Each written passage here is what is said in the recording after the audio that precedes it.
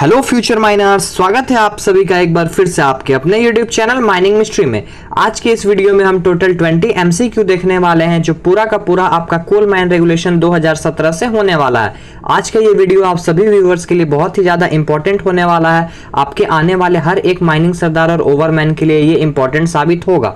तो यदि आप मेरे चैनल पर फर्स्ट टाइम विजिट कर रहे हैं तो कृपया करके माइनिंग मिस्ट्री चैनल को सब्सक्राइब करें, पास वाले बेल आइकन को प्रेस करें ऐसे ही डेली बेसिस पे एमसीक्यू को सॉल्व करने के लिए। चलिए बढ़ते हैं आज के अपने फर्स्ट क्वेश्चन की तरफ।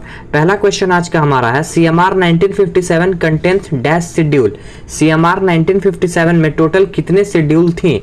Option number A 1, option number B 2, option number C 3, option number D 5। Question number 1 का राइट आंसर है ऑप्शन नंबर सी 3। सीएमआर 1957 में टोटल 3 शेड्यूल था। अभी जो सीएमआर 2017 है उसमें केवल एक शेड्यूल है जिसमें हम लोग क्या देखते हैं, convention for plan.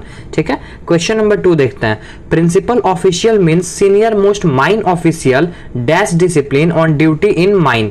Principal official हम लोग सीनियर मोस्ट वैसे ऑफिशियल को बोलते हैं जिस कौन से डिसिप्लिन के वो होने चाहिए। Option number A mining discipline, option number B electrical discipline, option number C mechanical या फिर ऑप्शन नंबर डी एनी। तीनों में से कोई भी हो, बस सीनियर मोस्ट होने चाहिए, सरफेस पे हो, उनको हम प्रिंसिपल ऑफिशियल बोल सकते हैं उस टाइम पे जो ड्यूटी में मौजूद हो। क्वेश्चन नंबर 2 का राइट आंसर हो जाएगा ऑप्शन नंबर ए माइनिंग। ठीक है, प्रिंसिपल ऑफिशियल हमेशा माइनिंग डिपार्टमेंट से, माइनिंग डिसिप्लिन से ही होने चाहिए। क्वेश्चन नंबर 3 देखते हैं। क्वेश्चन नंबर 3 है, where it is intended to abandon a mine over which situated any government property, notice of abandonment shall be given to.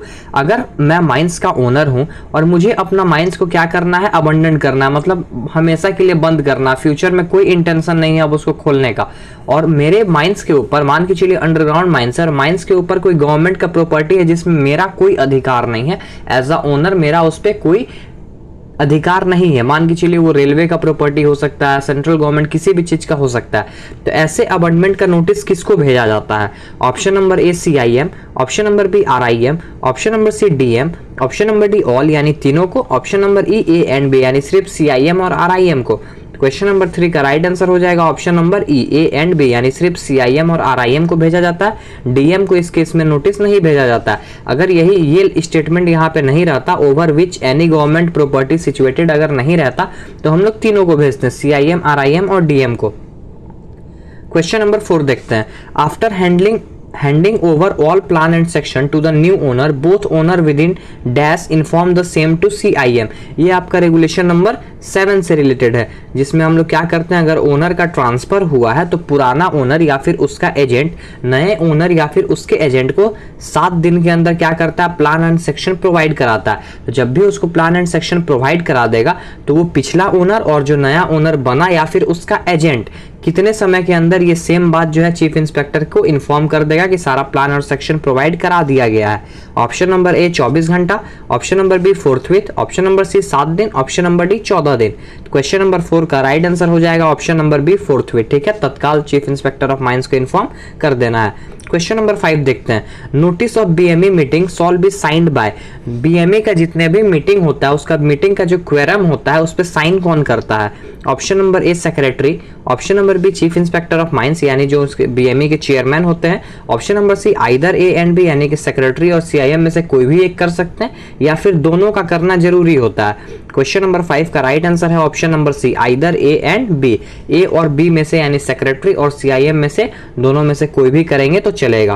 Question number 6 देखते हैं। Question number 6 है, no person shall be admitted for any examination for manager overman surveyor unless he has done.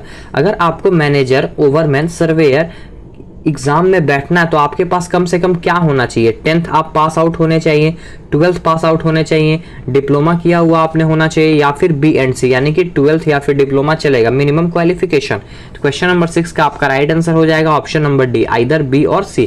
या तो आपने diploma किया है तो चलिए ठीक है, नहीं तो अगर आपने 12th किया है तो भी आप क्या कर सकते हैं, मैनेजर ओवरमैन सर्वेयर एग्जाम में बैठ सकते हैं।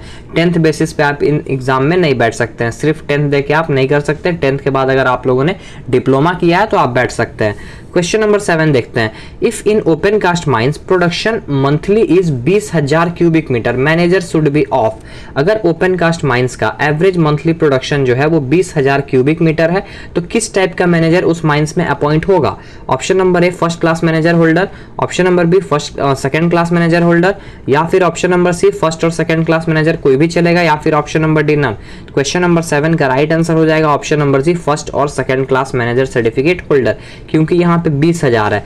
फर्स्ट क्लास हम लोग तब रखेंगे जब 20,000 से एक्सीड हो जाएगा, ठीक है। 20,000 तक में फर्स्ट क्लास और सेकंड क्लास रखते हैं। यही बात अगर हम लोग अंडरग्राउंड माइंस की करें तो इसका डाटा क्या हो जाता है 2500 टन, ठीक है। 2500 टन से यदि ज्यादा है तो first class with gas testing, और यदि 2500 तक है, 2500 कम है तो first class second class with gas testing, ठीक है। क्वेश्चन नंबर 8 देखते हैं। Charge report of manager is submitted to, manager का चार्ज रिपोर्ट हम लोग किसको सबमिट करते हैं? Option number A chief inspector of mines को, option number B regional inspector of mines को, ऑप्शन नंबर सी बोथ यानी दोनों को, ऑप्शन नंबर डी ओनर को। क्वेश्चन नंबर 8 का राइट आंसर हो जाएगा option number B regional inspector of mines. Charge report जो है वो सिर्फ रीजनल इंस्पेक्टर ऑफ माइंस को सबमिट किया जाता है। इसका रेफरेंस आप रेगुलेशन नंबर 28 से ले सकते हैं। क्वेश्चन नंबर 9 है, for senior official one must possesses at least dash certificate. इस क्वेश्चन का रेफरेंस आपको मिलेगा रेगुलेशन नंबर 33 में, जिसमें क्या होता है सीनियर ऑफिशियल का अपॉइंटमेंट और रिस्पॉन्सिबिलिटी दिया हुआ है। तो सीनियर ऑफिशियल बनने के लिए मिनिमम कौन सा सर्टिफिकेट आपके पास होना चाहिए? Option number A overman, option number B sardar, option number C manager, option number D GT. ध्यान रखिएगा यहाँ पे मिनिमम क्वालिफिकेशन पूछा गया है। तो क्वेश्चन नंबर 9 का राइट आंसर हो जाएगा ऑप्शन नंबर ए ओवरमैन। एटलीस्ट आपके पास ओवरमैन सर्टिफिकेट होना चाहिए एज पर रेगुलेशन 33। अगर आपके पास ओवरमैन और मैनेजर सर्टिफिकेट है तो ही आप सीनियर ऑफिशियल कहलाने के हकदार हो। क्वेश्चन नंबर 10 देखते हैं। Dash shall take steps to maintain stability of ground. Ground का जो भी स्थिरता है उसका स्टेबिलिटी मतलब उसको मेंटेन करने का जिम्मेवारी किसका होता है? कौन उसको इंश्योर करेगा? स्टेप कौन उठाएगा? Option number A chief inspector of mines, option number B regional inspector of mines, option number C manager, option number D owner. Question number 10 का राइट ऑप्शन हो जाएगा last option, option number D owner. इसका reference आप इसका जो duties and responsibility of owner है उससे ले सकते हैं रेगुलेशन नंबर 37 से। अगर आप में से किन्हीं को भी इससे रिलेटेड रेगुलेशन से रिलेटेड कोई सा भी डाउट है, क्वेश्चन बनाने में दिक्कत हो रहा है, समझने में दिक्कत हो रहा है, नोट्स बनाने में दिक्कत हो रहा है, तो माइनिंग मिनिस्ट्री की तरफ से आपको नोट्स प्रोवाइड कराया जा रहा है। इसको आप परचेस कर सकते हैं। इस नोट्स में आपको टोटल 800 प्लस क्वेश्चन का सेट मिलेगा, जिसमें सीएमआर से लगभग हर एक लाइन से क्वेश्चन उठा के रखा गया है और सारा आपको इंपॉर्टेंट क्वेश्चन इसमें मिलेगा। इस पीडीएफ में आपको कुछ इंपॉर्टेंट माइनिंग फुल फॉर्म्स मिल जाएंगे 70 से 80, जिससे डायरेक्ट क्वेश्चन आपके माइनिंग सरदार या फिर ओवरमैन एग्जामिनेशन में पूछे जा सकते हैं। अगर आप इंटरेस्टेड हैं, आपको अपना सीएमआर 2017 का कॉन्सेप्ट बहुत ही अच्छी तरीके से इजी वे में क्लियर करना है, तो आप स्क्रीन पे दिए गए नंबर 9122105819 पे व्हाट्सएप करके इस पीडीएफ को परचेस कर सकते हैं और अपना सीएमआर 2017 को बूस्टअप कर सकते हैं। क्वेश्चन नंबर 11 देखते हैं। Every official shall carry duty assign to him by. Question number 11 ये पूछना चाह रहा है कि हर एक ऑफिशियल को ड्यूटी कौन असाइन करता है? Option number A manager, option number B assistant manager, option number C both, option number D owner. Question number 11 का राइट आंसर हो जाएगा ऑप्शन नंबर सी बोथ, यानी मैनेजर और असिस्टेंट मैनेजर दोनों जो है वो ऑफिशियल को ड्यूटी असाइन करते हैं। अब आपके दिमाग में क्वेश्चन आ रहा होगा कि असिस्टेंट मैनेजर भी तो एक ऑफिशियल ही है, तो जी हाँ, असिस्टेंट मैनेजर भी ऑफिशियल है। असिस्टेंट मैनेजर को ड्यूटी असाइन करता है मैनेजर, ठीक है। क्वेश्चन नंबर 12 देखते हैं। Dash shall ensure sufficient supply of proper material and appliances for safety of mines. Mines operate होने के लिए जो सेफ्टी एप्लियंसेस हैं, जो प्रॉपर मटेरियल है, उसका इंश्योरिटी कौन करेगा कि वो सफिशिएंट सप्लाई में माइंस में मौजूद हो? Option number A owner, option number B manager, option number C overman, option number D sardar, option number E safety officer. इसमें 5 ऑप्शन मैंने दिए हैं आपको कंफ्यूज करने के लिए।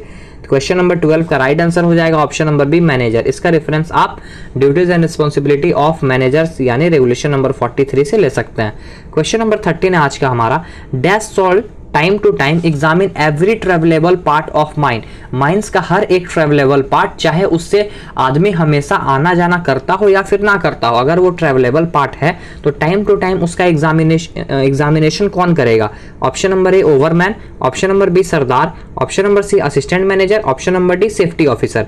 क्वेश्चन नंबर 13 का राइट आंसर हो जाएगा option number C assistant manager का ये रिस्पॉन्सिबिलिटी है, ठीक है।